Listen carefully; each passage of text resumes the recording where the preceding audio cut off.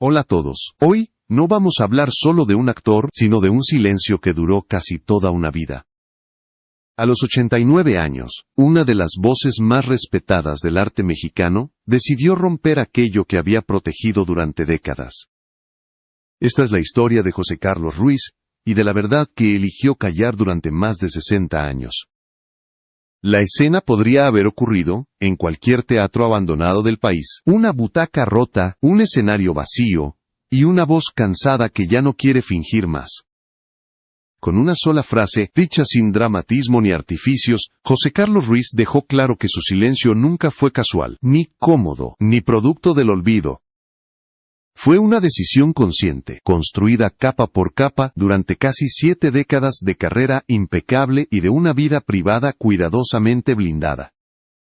No se trataba de modestia ni de timidez, sino de algo mucho más pesado, algo que incluso, para un actor acostumbrado a representar el alma humana, resultaba demasiado difícil de pronunciar. Durante años, el público vio en él al intelectual severo, al actor profundo, al hombre que parecía observar el mundo desde una distancia moral inquebrantable. Pero detrás de esa imagen había pactos, miedos y verdades incómodas que nadie se atrevía a formular en voz alta. ¿Cómo es posible que una figura tan respetada haya vivido tanto tiempo cargando un secreto capaz de incomodar a toda una industria cultural? ¿Qué vio, qué supo o de qué fue testigo para construir un silencio tan meticuloso y tan persistente? Antes de seguir, gracias por ver este video, y suscribirte al canal, para apoyarme y darme la motivación de seguir creando contenido como este. Para entender ese silencio, hay que regresar al origen, a un México muy distinto al que hoy conocemos, Zacatecas, 1936. Un país todavía marcado por las heridas de la revolución, por la pobreza rural, y por una estructura social rígida, donde el destino parecía estar escrito desde el nacimiento. En ese contexto nació José Carlos Ruiz, hijo de una costurera y de un obrero de mina. No hubo lujos, no hubo privilegios, solo trabajo duro, rutinas silenciosas, y una infancia atravesada por la ausencia. Su padre murió cuando José Carlos tenía apenas 6 años, en circunstancias que nunca quedaron del todo claras. De él solo quedó una fotografía antigua, un retrato sepia colgado en una pared humilde, y un vacío que ninguna explicación logró llenar. Esa pérdida temprana no produjo un niño ruidoso ni rebelde, sino todo lo contrario. Produjo un niño observador, introspectivo, que aprendió muy pronto que el silencio también puede ser una forma de defensa. Desde pequeño mostró una sensibilidad poco común. No destacaba en los juegos de la calle ni en las travesuras del barrio, pero poseía una memoria extraordinaria y una capacidad inquietante para reproducir voces, tonos y discursos completos. Recitaba oraciones largas sin equivocarse, imitaba locutores de radio con una precisión sorprendente, y leía en voz baja libros que un vecino, maestro jubilado, le prestaba con cierta incredulidad. A los 10 años, muchos decían que tenía alma de viejo, como si cargara una gravedad que no correspondía a su edad. No hablaba mucho, pero cuando lo hacía, sus palabras sonaban más grandes que él. Había en su voz un tono solemne, casi teatral, que desconcertaba a quienes lo rodeaban. Su madre, una mujer dura pero lúcida, fue la primera en darse cuenta de que su hijo no estaba simplemente triste o callado, sino que habitaba una soledad más profunda, una soledad que no venía del entorno, sino de adentro. Decidió protegerlo a su manera, no con gestos afectuosos, sino con disciplina estricta y control absoluto. Lo mantuvo alejado de los vicios comunes del barrio, le prohibió juntarse con quienes consideraba malas influencias, y le inculcó la idea de que el trabajo silencioso era más valioso que cualquier exhibición pública. Mejor que no te vean venir, solía decirle. Esa frase, aparentemente simple, se convertiría en una especie de brújula moral, para José Carlos, una regla que marcaría no solo su vida personal, sino también su relación con el arte y con el poder. A los 17 años, cansado de sentirse un extraño incluso en su propio pueblo, tomó una decisión que cambiaría su destino. sin despedidas dramáticas ni promesas solemnes, salió de Zacatecas rumbo a la Ciudad de México. Llevaba una maleta pequeña, una libreta llena de pensamientos dispersos, y el nombre de un tío lejano al que nunca logró encontrar.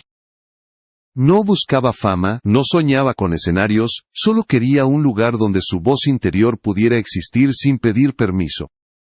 Los primeros días en la capital fueron brutales.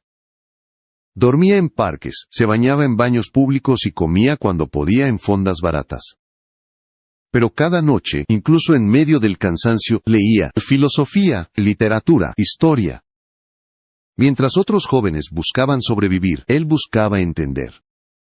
Encontró refugio en las bibliotecas de la universidad como otros lo encuentran en las iglesias. Allí, rodeado de libros, comenzó a moldearse el hombre que años más tarde sería admirado por su profundidad y temido por su rigor moral. Sin saberlo aún, en esos años de hambre, soledad y estudio silencioso, José Carlos Ruiz estaba construyendo no solo a un actor excepcional, sino también el muro que lo acompañaría toda su vida. Un muro hecho de palabras no dichas, de verdades aplazadas, y de un silencio que, con el tiempo, se volvería tan poderoso como cualquier actuación sobre un escenario. La Ciudad de México no fue solo un escenario nuevo para José Carlos Ruiz, fue un campo de prueba constante. En medio de bibliotecas, aulas y pasillos universitarios, comenzó a aparecer una figura que llamaba la atención sin proponérselo. No estaba inscrito oficialmente, no tenía credenciales ni recomendaciones, pero su presencia era imposible de ignorar.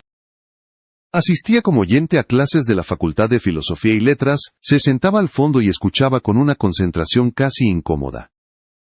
Cuando levantaba la mano, sus preguntas eran más agudas que las de muchos alumnos formales.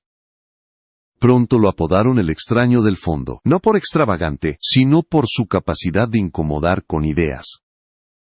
No repetía conceptos, los cuestionaba, no buscaba aprobación, buscaba coherencia. Algunos profesores lo miraban con recelo, otros con genuina curiosidad. Fue uno de ellos quien, impresionado por su lucidez, le habló del Instituto Nacional de Bellas Artes y de la posibilidad de estudiar teatro. José Carlos no soñaba con actuar, pero entendió algo esencial.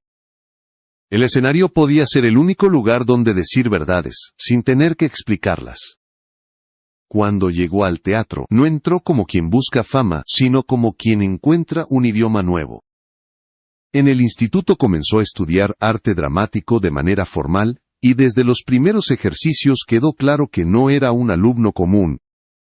No actuaba personajes, los habitaba, no exageraba emociones, las dejaba respirar. Sus maestros notaron que era capaz de expresar dolor, culpa o dignidad sin pronunciar una sola palabra. Su cuerpo parecía prestar espacio a otras vidas. Un director llegó a decir que cuando José Carlos estaba en escena, desaparecía. No quedaba el actor, quedaba el personaje. Esa cualidad lo volvió rápidamente indispensable, pero también problemático. No aceptaba textos sin cuestionarlos, proponía finales alternativos, se negaba a repetir escenas que consideraba vacías. Mientras sus compañeros soñaban con aplausos, él quería incomodidad. Quería que el teatro doliera, que obligara a pensar, que dejara una herida abierta en el espectador. Ese perfeccionismo comenzó a generar tensiones. Algunos lo admiraban en silencio, otros lo evitaban. No era fácil trabajar con alguien que no aceptaba la autoridad solo por jerarquía.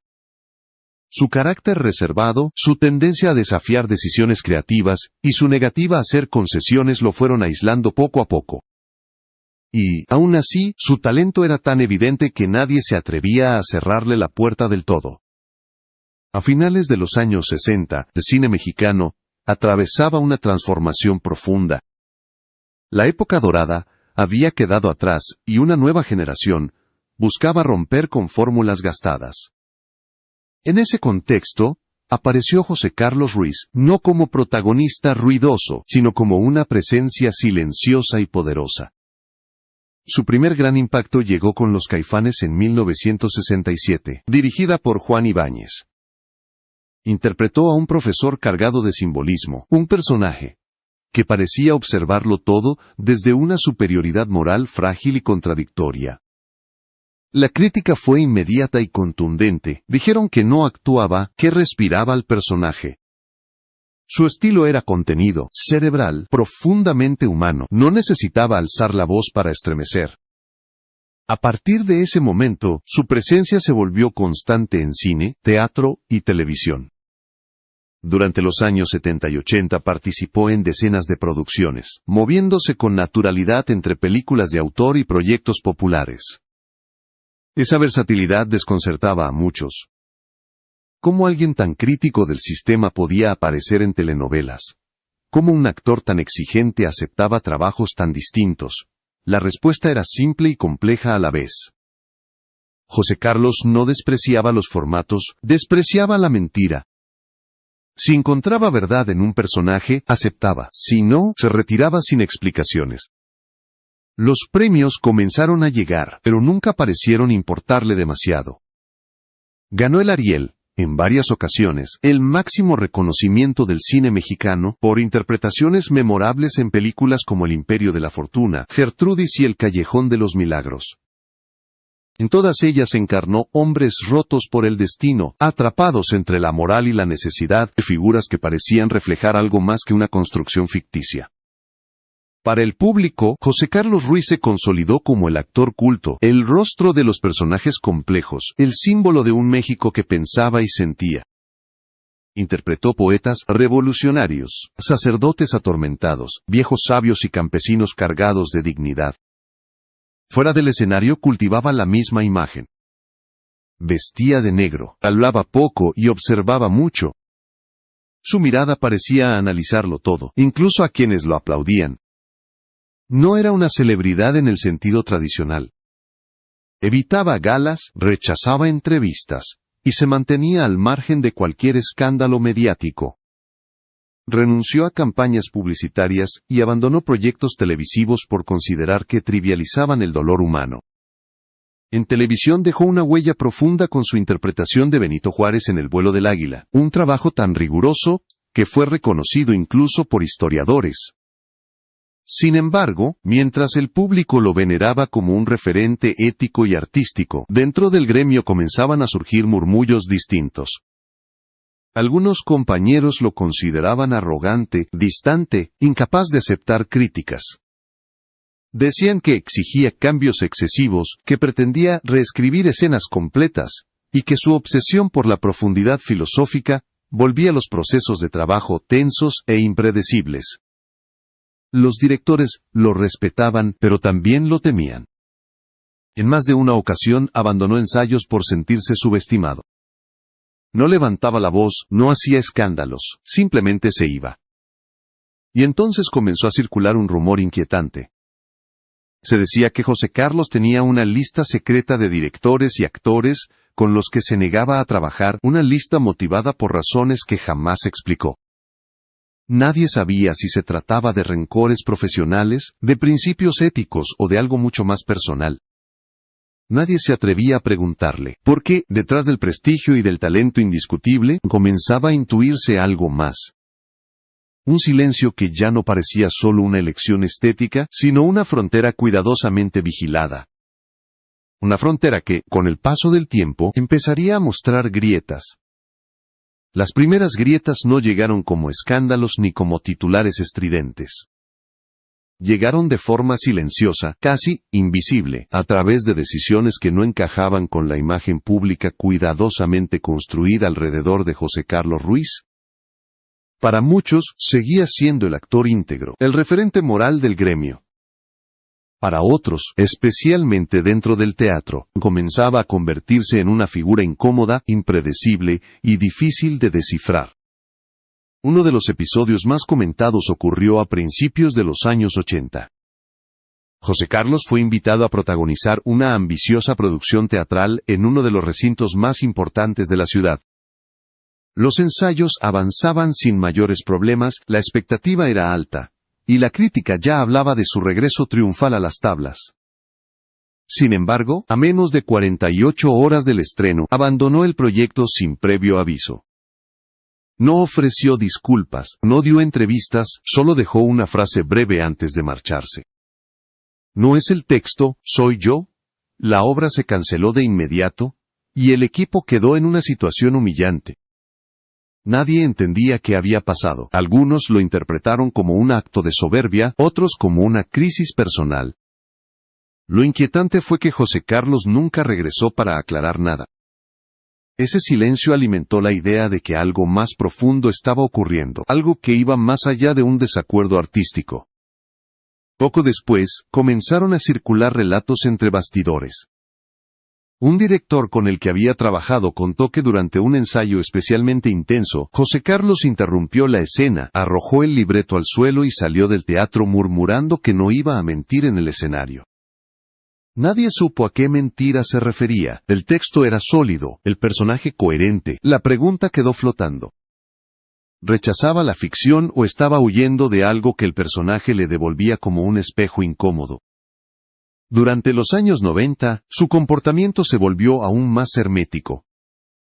Rechazaba casi todas las entrevistas, llegaba solo a los teatros y se marchaba sin saludar. No aceptaba homenajes, pero tampoco permitía que se hablara de su vida privada. Cuando una periodista intentó preguntarle por su familia, respondió con una frase que dejó helado al foro. No tengo familia que me reclame y no necesito que me inventen una. La contundencia de esa respuesta cerró cualquier intento de profundizar. Nunca se casó, no tuvo hijos, y jamás habló públicamente de relaciones sentimentales. De su madre, la figura central de su infancia, apenas se sabía nada. Ese vacío biográfico comenzó a contrastar con la intensidad emocional de los personajes que interpretaba. Cuanto más exploraba el alma humana en escena, más inaccesible parecía la suya fuera de ella. En 1998 ocurrió uno de los incidentes más polémicos de su carrera. Un joven dramaturgo denunció públicamente que José Carlos Ruiz había destruido el manuscrito original de una obra en la que ambos colaboraban. Según el relato, Ruiz lo acusó de escribir para complacer al poder, y, en un acto de furia contenida, rompió las hojas una por una, sin levantar la voz, sin mirar a nadie. El joven autor desapareció poco después del circuito teatral relevante. Algunos dijeron que fue vetado, otros que decidió marcharse por cuenta propia. José Carlos no respondió a las acusaciones y nunca volvió a participar en una colaboración escrita. A partir de entonces, trabajó exclusivamente con textos clásicos o con guiones que él mismo adaptaba. Para muchos, ese episodio marcó un punto de no retorno en su relación con el medio teatral contemporáneo. A estos hechos, se sumaron rumores cada vez más insistentes. Se hablaba de una lista negra personal, de directores y actores con los que se negaba a trabajar sin dar razones. Algunos pensaban que se trataba de vendetas profesionales, otros sospechaban conflictos ideológicos. Nadie tenía pruebas, pero el patrón era evidente. José Carlos elegía el aislamiento antes que la concesión. En 2001 llegó un momento que desconcertó incluso a sus admiradores más fieles. Tras una temporada teatral aclamada, se le ofreció la Medalla Bellas Artes al Mérito Escénico, el máximo reconocimiento institucional para un actor mexicano. Contra todo pronóstico, la rechazó. Su explicación pública fue mínima.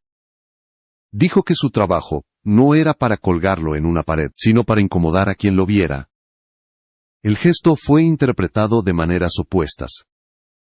Para algunos, fue una muestra de coherencia absoluta, una negativa a ser absorbido por el aparato oficial.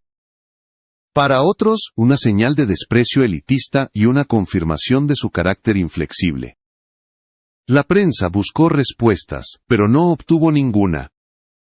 El silencio volvió a imponerse, esta vez como un mensaje en sí mismo. A partir de entonces, la figura de José Carlos Ruiz adquirió un aura casi mítica.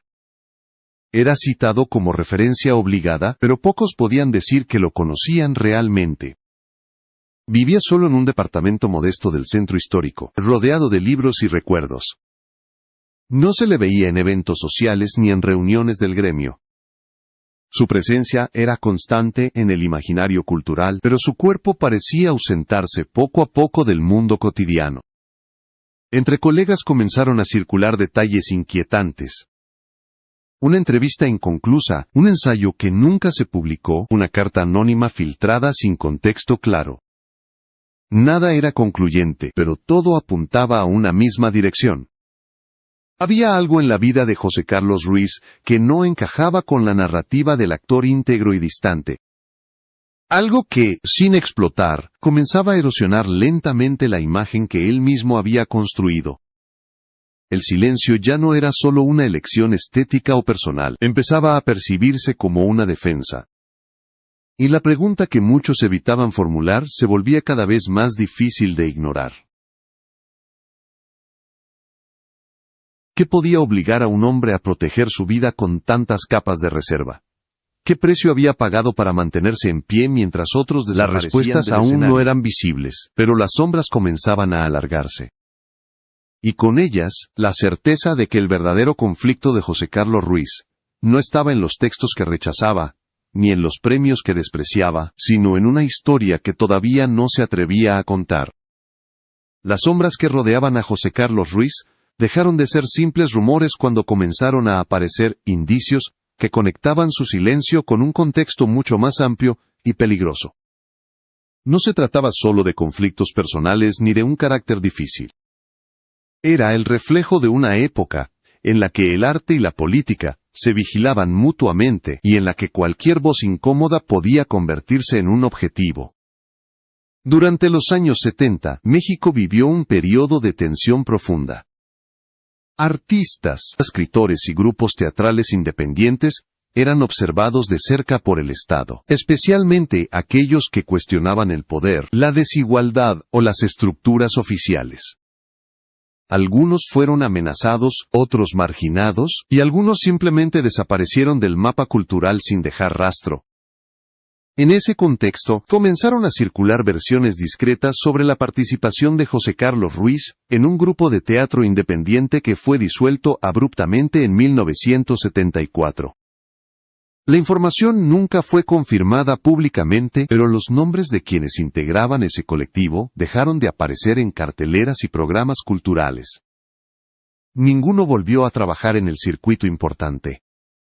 Ninguno, excepto él. Esa excepción se convirtió en una pregunta incómoda que nadie se atrevía a formular en voz alta. ¿Por qué José Carlos sí pudo continuar? ¿Qué lo protegió cuando otros fueron borrados? En 2005, durante una ponencia universitaria sobre ética y arte, ocurrió un episodio que reavivó las sospechas. Un estudiante de letras leyó en voz alta un fragmento de una carta anónima supuestamente escrita por José Carlos Ruiz en la década de los 70. El texto hablaba de colaboraciones forzadas, de presiones ideológicas, y de un silencio impuesto para proteger la integridad de quienes amamos. La sala quedó en un silencio incómodo, nadie confirmó la autoría, nadie la desmintió. El nombre de José Carlos no volvió a mencionarse en esa clase, pero el rumor ya estaba suelto. A partir de ese momento, la narrativa alrededor de su figura comenzó a cambiar. Ya no era solo el actor hermético, sino el posible testigo de una historia que involucraba al poder, la censura y la supervivencia. Algunos colegas recordaron entonces actitudes pasadas que antes parecían simples excentricidades.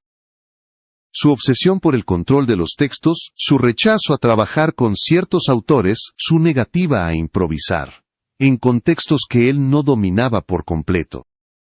La confirmación indirecta llegó años después, cuando se desclasificaron documentos del Archivo General de la Nación, relacionados con actividades de vigilancia a grupos culturales durante los años 70. Entre códigos, nombres parciales y referencias ambiguas, apareció una mención que sacudió al medio artístico. Un identificador, Ruiz 22. No había pruebas directas de que se tratara de José Carlos Ruiz, pero la coincidencia resultaba inquietante. El contexto era demasiado específico para ignorarlo. Los archivos hablaban de colaboradores anónimos, de informes discretos y de observación constante a colectivos considerados subversivos. No se acusaba a nadie de manera formal, pero se delineaba un sistema de control en el que el silencio y la colaboración pasiva podían marcar la diferencia entre seguir trabajando o desaparecer. Para muchos, ese hallazgo explicó demasiado. Para otros, solo abrió una herida que nadie quería tocar. La reacción del medio no fue explosiva, fue más cruel. No hubo denuncias públicas ni escándalos, hubo distancia. Productores que antes lo buscaban dejaron de llamarlo. Invitaciones a conferencias se cancelaron sin explicación. Una participación prevista en la universidad fue suspendida de último momento. Su nombre comenzó a desaparecer lentamente de listas y homenajes, como si alguien hubiera decidido borrar su rastro sin hacer ruido. En 2011, esa retirada silenciosa se volvió evidente. José Carlos canceló sin previo aviso su participación en un montaje conmemorativo por el centenario de un dramaturgo fundamental. Era el actor principal, la figura central del proyecto, pero nunca apareció. No envió justificación oficial, solo un sobre sellado, entregado por un asistente con una nota escrita a mano. No puedo seguir fingiendo, no esta vez. Ese diciembre marcó el inicio de una etapa oscura. Se habló de enfermedad, de crisis emocional, de presiones invisibles. Nada fue confirmado. Lo único claro era que José Carlos Ruiz comenzaba a desaparecer del espacio público. Su presencia, antes constante aunque discreta, se volvió un susurro. Y mientras el silencio volvía a envolverlo, la sospecha adquiría una forma más definida. Ya no se trataba de si ocultaba algo, sino de qué tan alto había sido el precio de ese ocultamiento. Porque en una industria donde todos lo saben todo, pero nadie lo dice, el silencio no siempre es inocente. A veces es una condena, y a veces es la única forma de sobrevivir. El aislamiento de José Carlos Ruiz no fue repentino, fue un desvanecimiento lento y doloroso. No hubo un anuncio oficial de retiro ni una despedida pública. Simplemente dejó de estar. Quienes lo conocían de cerca notaron cambios sutiles pero constantes. Cerró su cuenta bancaria personal y pidió a un abogado que administrara sus gastos. Cambió de número telefónico, redujo al mínimo sus salidas. El departamento del centro histórico se convirtió en su refugio definitivo. Un espacio cerrado donde el tiempo parecía haberse detenido entre libros subrayados, cuadernos llenos de tachones, y recuerdos que nadie más veía. Los vecinos comenzaron a verlo menos. Ya no bajaba por las mañanas a comprar pan, ni se sentaba en el café de siempre con una libreta en la mano. Algunos decían que estaba escribiendo sus memorias, otros que acumulaba cajas llenas de cartas, documentos y grabaciones. Circulaban rumores de amenazas veladas, de advertencias antiguas que volvían a hacerse presentes ahora que ciertos archivos habían salido a la luz. Nada era verificable, pero el clima de miedo era real. En abril de 2013, una periodista cultural logró encontrarlo. Lo visitó en su departamento, con la esperanza de realizar la entrevista definitiva, aquella que durante décadas todos habían querido y nadie había conseguido. Lo encontró envejecido, delgado, pero completamente lúcido. Le ofreció café, habló con calma y, cuando ella encendió la grabadora, la miró fijamente antes de pronunciar una frase que resumía toda su vida. Dijo que se había convertido en actor, porque en el teatro podía decir lo que en la vida real le estaba prohibido. La entrevista nunca se publicó. Tiempo después, la periodista confesó que José Carlos le pidió destruir la grabación. No quiso dejar rastro. Sin embargo, hubo una frase que ella nunca olvidó.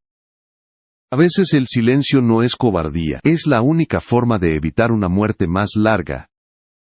Esa idea, tan cruda como honesta, ofrecía una pista sobre el peso que había cargado durante décadas. Su salud comenzó a deteriorarse de manera evidente. Sufría una afección cardíaca crónica que lo debilitaba cada vez más, pero se negó a hospitalizaciones prolongadas. No quería máquinas, no quería visitas innecesarias. Deseaba permanecer en casa, rodeado de aquello que siempre había sido su verdadero mundo. La palabra control volvió a aparecer, incluso frente a la fragilidad física. En 2016 ocurrió algo que sorprendió a todos. aceptó finalmente la Medalla Bellas Artes, el reconocimiento que había rechazado 2 veces en el pasado. Subió al escenario sin discursos ni gestos solemnes. Tomó el galardón y dijo solo 3 palabras: esto no borra nada. El público lo aplaudió de pie, pero muchos no comprendieron el verdadero peso de esa frase. No era gratitud ni reconciliación, era una declaración de límites. El reconocimiento no podía limpiar lo vivido, ni borrar las decisiones tomadas en silencio.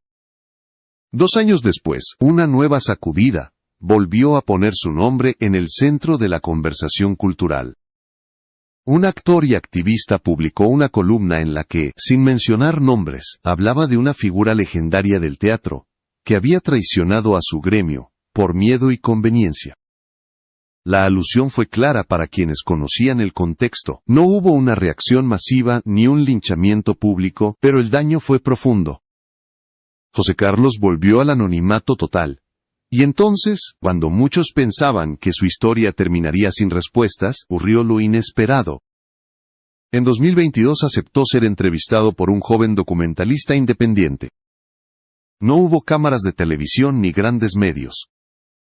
Solo una grabadora encendida en su departamento, rodeado de libros antiguos y papeles amarillentos. La conversación duró más de 4 horas. Solo una parte se hizo pública, pero fue suficiente para estremecer al mundo cultural. José Carlos comenzó con una frase que rompía cualquier narrativa simplista. Dijo que había llevado una doble vida, pero no como la gente imaginaba. Aclaró que no era un traidor, ni un santo, sino alguien que había sobrevivido como muchos otros. Habló de los años 70, de los contactos con funcionarios de seguridad, de solicitudes para observar y reportar actividades de ciertos grupos teatrales, con orientación ideológica marcada. Confesó que al principio se negó, pero que una amenaza directa contra su madre enferma lo obligó a ceder. Aceptó entregar listados sin contenido incriminatorio, creyendo que con eso bastaría. Reconoció que nunca mintió en esos informes, pero tampoco protegió como debía a quienes confiaban en él. Lo llamó una cobardía. La confesión más dura llegó cuando mencionó a colegas que fueron detenidos y posteriormente silenciados profesionalmente. Sin revelar nombres, sin afirmar una relación directa, pero sin poder negar su propia culpa moral. Admitió también que durante años destruyó cartas, guiones y diarios donde había dejado constancia de su pensamiento crítico. Dijo que lo hizo para proteger a otros, pero también por miedo. El miedo me hizo inteligente y cobarde al mismo tiempo, reconoció. En cuanto a su vida personal, confirmó que nunca tuvo hijos, y que rompió relaciones profundas por decisión propia, convencido de que su entorno era demasiado peligroso para compartirlo con alguien más. Cuando el joven documentalista le preguntó por qué había decidido hablar ahora, José Carlos guardó silencio durante un largo minuto. Luego respondió que ya no tenía a nadie que lo escuchara en persona, que todo lo que había callado lo perseguía incluso en los sueños, y que a veces contar la verdad no sirve para limpiar el pasado, sino para liberar el futuro. El fragmento publicado en Internet alcanzó millones de visualizaciones. Las reacciones fueron contradictorias. Algunos lo llamaron valiente. Otros lo consideraron un cómplice tardío, pero casi todos coincidieron en algo esencial. Por primera vez, el silencio de José Carlos Ruiz tenía contornos. Ya no era un misterio absoluto, sino una herida abierta. La confesión de José Carlos Ruiz no cerró su historia, la transformó. Lo que durante décadas fue un silencio impenetrable, se convirtió en una pregunta colectiva que nadie podía responder con facilidad. ¿Basta con decir la verdad cuando ya no hay consecuencias legales ni riesgos personales? ¿Puede una confesión tardía equilibrar el peso de las decisiones tomadas bajo presión? Para muchos, la respuesta no fue clara, y quizá nunca lo será. Tras la publicación del fragmento de la entrevista, su figura dejó de ser vista como la del actor intocable o el traidor oculto. Se volvió algo más complejo y más incómodo. Un hombre atrapado entre principios éticos y el instinto de supervivencia, entre el deseo de proteger a otros y el miedo a perderlo todo. Ya no era el símbolo perfecto del arte comprometido, pero tampoco el villano que algunos esperaban encontrar. Era, ante todo, humano. Una nueva generación de actores y estudiantes de teatro comenzó a redescubrir su trabajo desde otra perspectiva. Ya no buscaban al ídolo sin manchas, sino al creador contradictorio que cargó con sus errores en silencio. En redes sociales, fragmentos de sus actuaciones volvieron a circular acompañados de algunos defendían su decisión de callar como una estrategia de protección en un contexto violento. Otros sostenían que el silencio, aunque comprensible, siempre tiene un costo colectivo. Lo cierto es que la caída de José Carlos Ruiz no fue un escándalo vulgar ni una tragedia pública. Fue un desgaste lento, casi invisible, que lo fue empujando hacia los márgenes mientras su legado artístico seguía creciendo. En lugar de ser destruido por un error concreto, fue consumido por el peso acumulado de lo que no dijo, de lo que destruyó, de lo que eligió no enfrentar en su momento. Hoy, a los 89 años, vive en la misma discreción que marcó toda su existencia. No aparece en galas, no concede entrevistas, y no emite declaraciones públicas. Su nombre ya no ocupa titulares, pero sigue pesando en la memoria colectiva del arte mexicano. En su departamento del centro histórico, pasa los días leyendo, escribiendo notas breves en cuadernos llenos de correcciones, y viendo viejas películas en blanco y negro. No se sabe si continúa trabajando en sus memorias, ni si volverá a hablar en público. Lo único indiscutible es que algo cambió después de aquella confesión.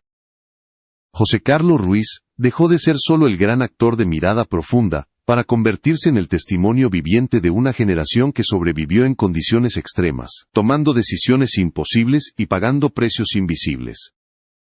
Su historia obliga a mirar más allá de la narrativa cómoda del héroe sin mancha, y a aceptar que el arte, como la vida, está lleno de zonas grises.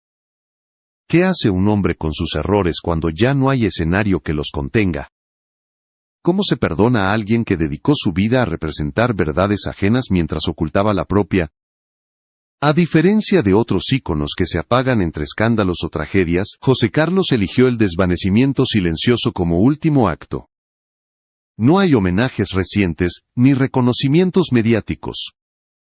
Pero su legado permanece en cada escena que estremeció sin necesidad de gritos, en cada personaje que elevó a otro nivel y en cada pausa cargada de sentido. Algunos lo admiran, otros aún lo cuestionan. Todos, sin excepción, reconocen que dejó una marca imposible de borrar.